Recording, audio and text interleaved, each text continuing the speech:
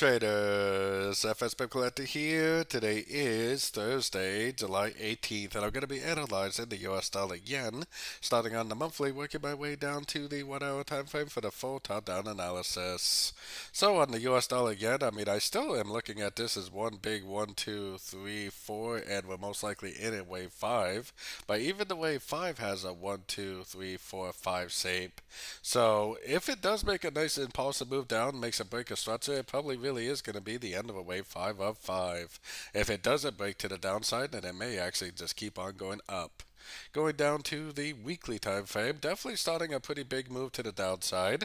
I think the structure level that I'm really concerned about is actually right here. So that's the structure level for me that is actually going to prove that the wave 5 of 5 is over on the monthly time frame.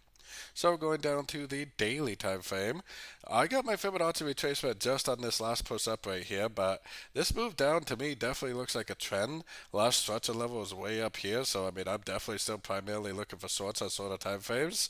We'll have to see what it does at the 78%. It's usually the 78% is a pretty good area of resistance.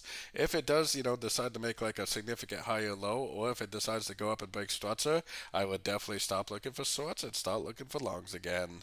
Going down to the 4 hour time frame, like I said, my last structure level is actually way up here, so I am definitely still primarily looking for shorts. This move up right here is probably pretty likely to be another correction, probably a correction to just this last move down.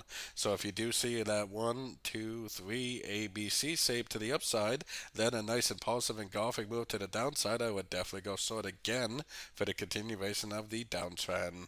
So taking it down to the 1 hour time frame, like I said, I'm definitely looking for three-way pullbacks. We already got one up, we got one down. If it makes another wave up and then a big engulfing to the downside, that is exactly what I would be looking for more entries to go short for the continuation of the downtrend. We are at the 78%, which is usually an area of resistance, so it may end up making a bigger move to the upside. So definitely be careful. Don't go short unless you see some confirmation.